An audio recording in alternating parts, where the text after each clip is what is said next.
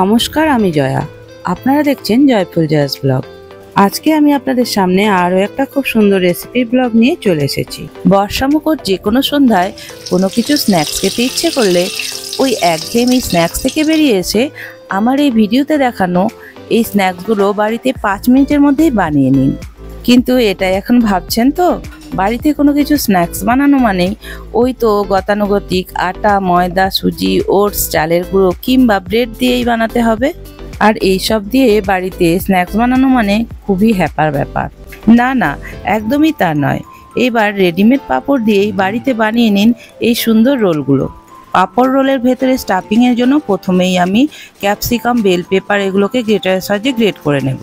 আমার কাছে ক্যাপসিকাম এবং রেড বেল পেপার ছিল, তাই আমি এগুলোকে গ্রেটারের সাহায্যে গ্রেট করে নিচ্ছি। আপনারা আপনাদের বাড়িতে থাকা যে কোনো সবজিকেই গ্রেটারের সাহায্যে গ্রেট করে এর ভেতরে স্টাফিং হিসেবে ব্যবহার করতেই পারেন।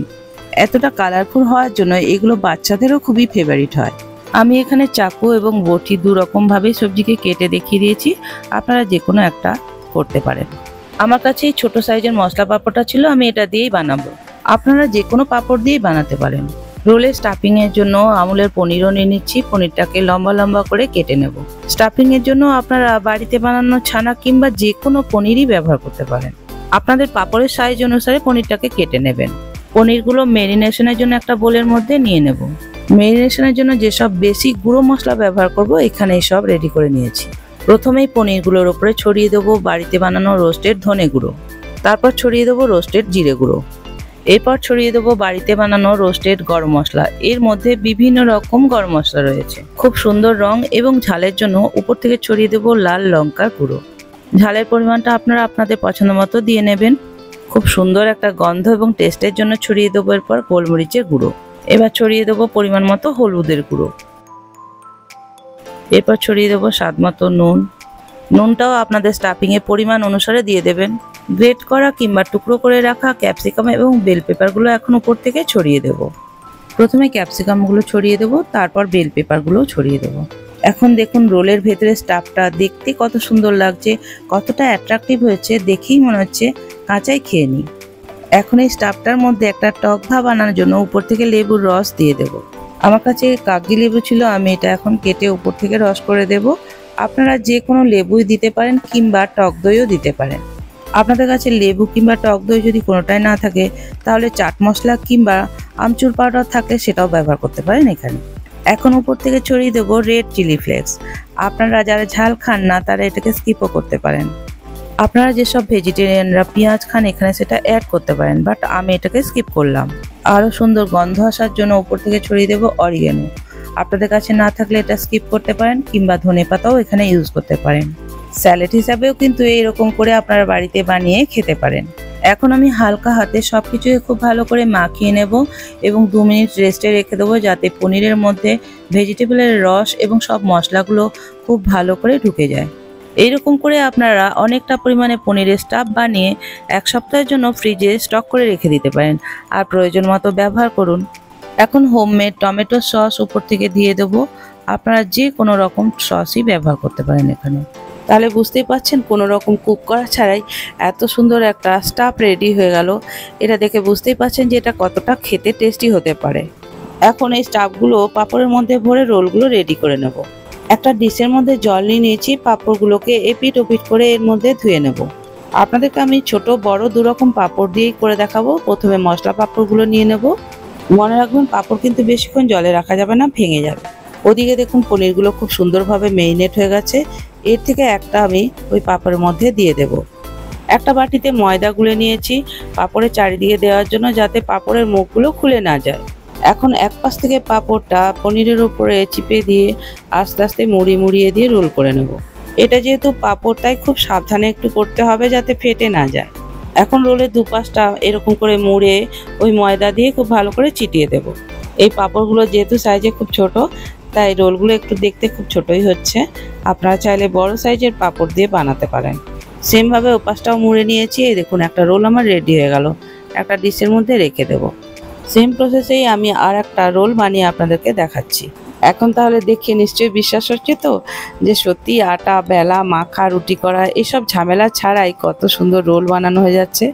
সেম প্রসেসে আর একটা পাঁপড়কে ধুয়ে নিয়ে মাঝখানে একটা মেরিনেট করা পনির দিয়ে রোল করে নেব এবং রোলের দুপাশটা একটু চিপে ময়দা দিয়ে মুড়ে নেব।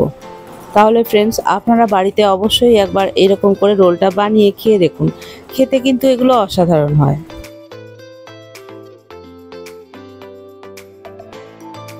এই দেখুন, দ্বিতীয় রোলটাও আমার রেডি হয়ে গেছে, এখন থালার মধ্যে আমি রেখে দেব। থার্ড রোলটা আমি আপনাদেরকে প্লেন এবং বড় পাঁপড় দিয়ে করে দেখাচ্ছি। সেম প্রসেসে এটাকেও এপিট ওপিট করে জলের মধ্যে ধুয়ে উঠিয়ে নেব। এই পাঁপড়টা যেহেতু সাইজে বড়, তাই আমি পনিরের স্টাফের সাথে সাথে মোজারেলা চিজও দেব।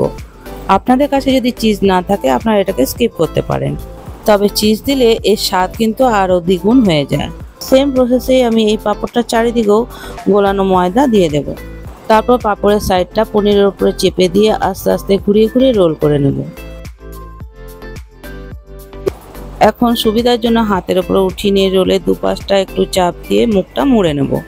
আপনাদেরকে আমি খুব সামনে থেকে দেখিয়ে দিচ্ছি মুখটাকে কিভাবে মুড়তে হবে। রোলের অপোজিট সাইডটাকেও আমি সেম প্রসেসেই মুড়ে নেব। এই পাঁপড়গুলো যেহেতু একটু বড় সড়ো, ভেতরে পনিরের সাথে মোজারেলা চিজও দিয়েছি, তাই দেখুন দেখতে একটু লম্বা এবং বড় সড় হয়েছে, কত সুন্দর লাগছে। সেম প্রসেসে আরও একটা প্লেন বড় পাঁপড়কে আপনাদের সামনে করিয়ে দেখিয়ে দিচ্ছি।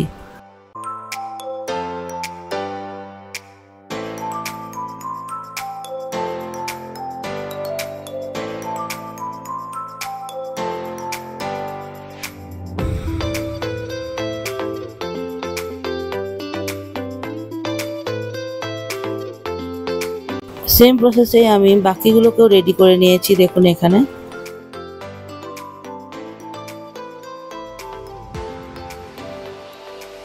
আরও চারটা এখানে আমি সেম প্রসেসেই রেডি করে নেব।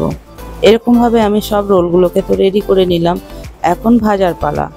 আপনারা এগুলোকে আপনাদের পছন্দ মতন মাইক্রোওভেন কিংবা এয়ার ফ্রায়ার কিংবা ডুবো তেলে ভাজতে পারেন। আমি আপনাদেরকে তেলে ভেজে দেখিয়ে দিচ্ছি। তার জন্য গ্যাস জ্বালিয়ে দিয়ে আমি একটা ফ্রাই প্যান বসিয়ে দিলাম এবং সাদা তেল দিয়ে দেব। আমি একেবারে না কম তেলে ভাজবো না ডুবো তেলে। কড়াই তেল বেশ ভালো করে গরম হয়ে গেলে খুন্তি করে আমি এক একটা রোল ছেড়ে দেব।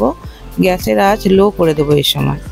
এখন ফ্রেন্ডস, আপনারাই দেখে বলুন এগুলো কার বোঝার সাধ্য আছে যেগুলো পাঁপড় দিয়ে বানানো হয়েছে। সব রোলগুলো ছাড়ার পর লো টু মিডিয়াম ফ্লেমে রেখে 2 থেকে 3 মিনিট পর উল্টে দেব। এই রোলগুলো যেহেতু পাঁপড় দিয়ে বানানো হয়, তাই খুব তাড়াতাড়ি নিচে লেগে যাওয়ার চান্স থাকে।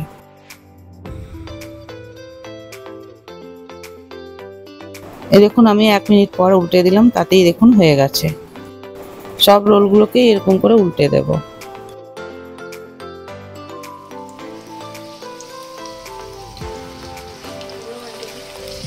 এই পার্টটাও 1 থেকে 2 মিনিট ভাজা হয়ে গেলে উঠিয়ে নেব। এই দেখুন, আপনাদেরকে আমি খুব সামনে থেকে দেখিয়ে দিচ্ছি কত সুন্দর ভাজা হয়ে গেছে। এখন আমি একটা থালার মধ্যে উঠিয়ে নেব। বাকি রোলগুলোকেও আমি থালার মধ্যে উঠিয়ে নেব। সেম প্রসেসের ভেতরে চিজ দেওয়া বড় রোলগুলোকে এখন আমি তেলে ছেড়ে দেবো। এক এক করে সবগুলোই তেলে ছেড়ে দেবো। এগুলোকেও আমি 1 থেকে 2 মিনিট লো টু মিডিয়ামে ফ্লেমে ভাজার পর উল্টে দেব।